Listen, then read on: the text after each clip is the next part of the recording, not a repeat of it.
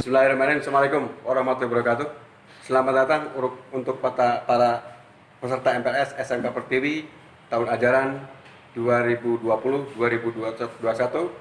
dan selamat datang di SMK Pertiwi. Mudah-mudahan kita diberikan kesehatan oleh Allah Subhanahu wa taala untuk bisa bersama-sama melaksanakan segala titah daripada Allah Subhanahu wa taala. Dan juga kepada Bapak dan Ibu dan juga para panitia semua, mudah-mudahan kita diberikan kesehatan untuk bisa melaksanakan kegiatan ini sampai dengan tuntas sesuai dengan arahan daripada pemerintah bahwa kita dalam suasana COVID-19 ini agar selalu menjaga kesehatan. Dan tak lupa saya ucapkan selamat datang kepada para peserta MPLS siswa baru SMK Pertiwi dan selamat datang selamat menempuh. Mudah-mudahan kita diberikan kesehatan untuk bisa belajar dari musibah ini, dari COVID-19, dan juga kita harapkan untuk segera cepat berlalu COVID ini. Dan tak lupa MPLS kali ini ya, di SMK Pertiwi mungkin juga di sekolah-sekolah yang lain berbeda dengan MPLS yang sekarang ini ya, dalam keadaan COVID-19. Maka dari itu MPLS sekarang ini juga bertema masa pengenalan lingkungan sekolah yang bertema dengan gebrakan COVID-19. Tetap jaga kesehatan ya, jangan lupa pakai masker dan selalu cuci tangan. Pertama, perkenalkan, saya Dendra Lirayana, SEMM, Kepala SMK Pertiwi Cibung Bulang. Untuk kali ini, kebetulan saya diberikan tugas oleh panitia untuk membawakan satu materi yang berjudul Kebijakan dan Pengembangan Pembangunan Karakter melalui Pendidikan di Indonesia. Karakter adalah merupakan satu ciri atau nilai yang dipunyai oleh setiap orang yang diberikan oleh Allah Subhanahu wa taala. Yang membedakan antara satu dengan yang lain orang adalah karakternya.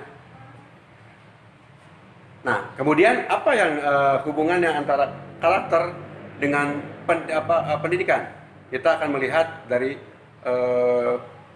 konsep sebelumnya, selanjutnya ada yang disebut dengan konsep karakter dan pendidikan karakter.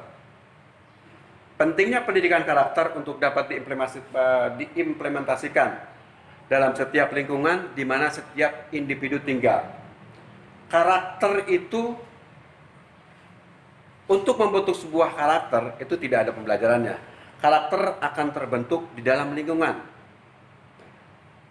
rumah. Maka setiap orang akan terbentuk oleh lingkungannya masing-masing.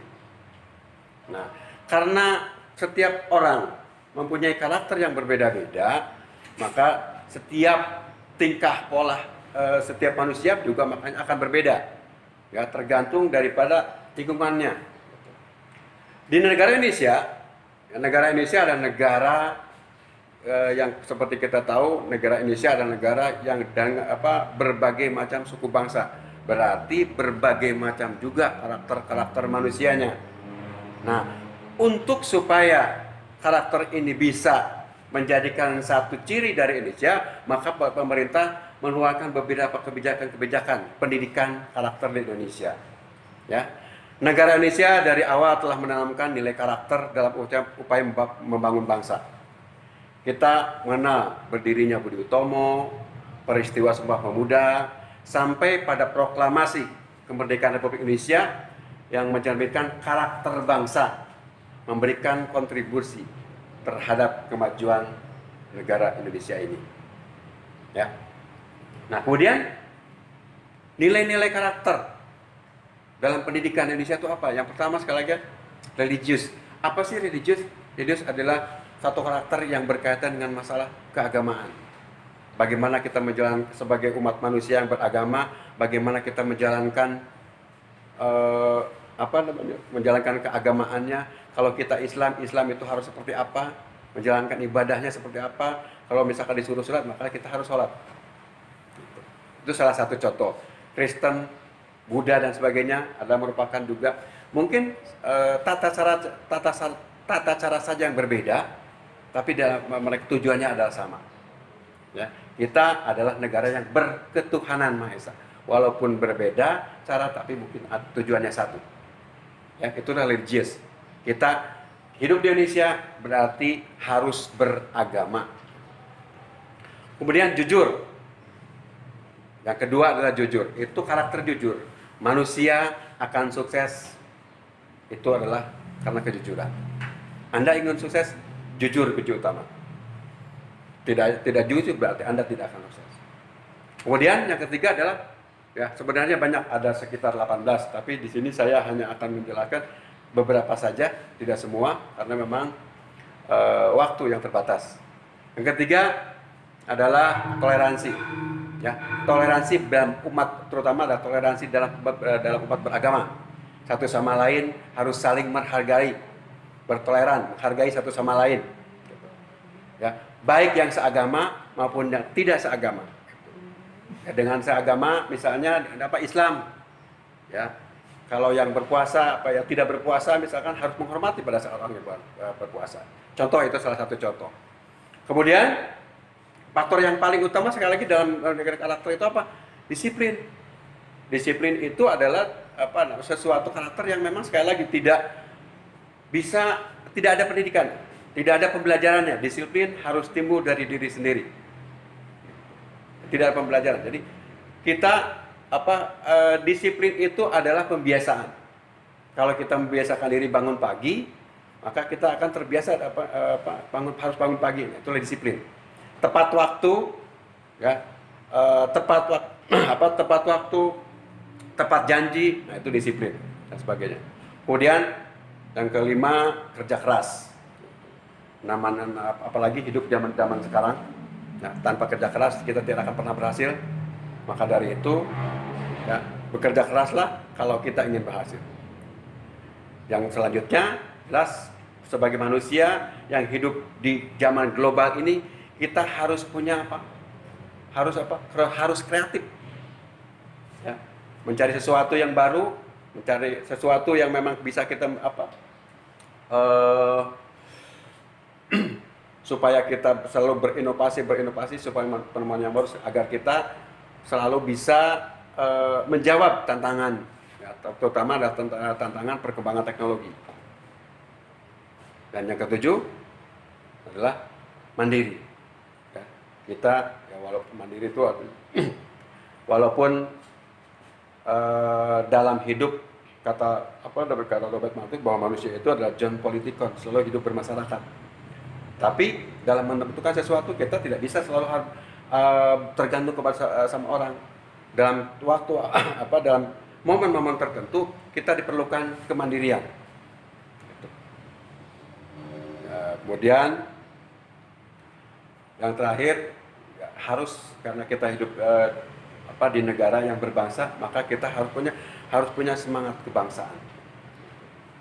Walaupun bagaimana kita adalah negara yang berbudaya berbangsa, kita harus punya semangat kebangsaan untuk memajukan bangsa ini.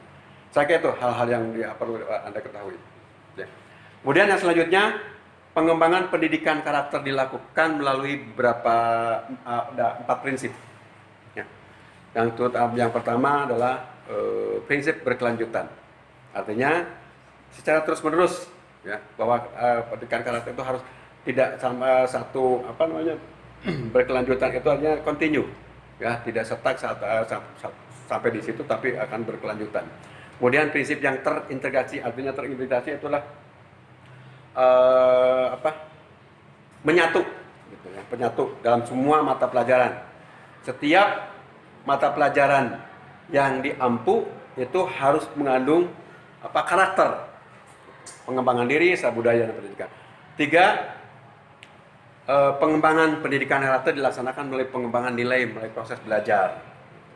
Ya, di situ juga ada, walaupun sekali lagi karakter itu ada nilai yang ada perkembangan lingkungan, tapi juga ada hal-hal yang memang perlu dipelajari, ya, dalam proses belajar mengenai karakter ini. Kemudian proses pendidikan karakter dilakukan oleh peserta didik secara aktif dan menyenangkan, ya. pendidikan karakter sendiri dilaksanakan dalam 3 jalur pendidikan, baik pendidikan formal, pendidikan non formal, pendidikan non formal. Saya kira Anda semua sudah tahu apa itu formal, non formal, dan informal. Saya tidak perlu menjelaskan. Ya, saya kira Anda. Nah, jadi kesimpulannya dari semua itu adalah yang bisa kita petik dari pendidikan karakter ini adalah karakter merupakan identitas yang menjadi nilai dasar dari ciri khas setiap individu yang menjadi dasar dalam berpikir dan bertingkah laku kepada Tuhannya. Saya kira itu yang bisa saya sampaikan. Mudah-mudahan bermanfaat dan Anda bisa mengambil hikmat daripada pendidikan karakter ini dan bisa menjadi individu-individu yang tercermin dalam sebuah perilaku. Ya, saya kira itu mudah-mudahan kita semua diberikan kesehatan ya, dan bisa menyelesaikan MPLS ini sampai akhir waktunya. Sekian, wabillahi taufiq. Assalamualaikum warahmatullahi wabarakatuh.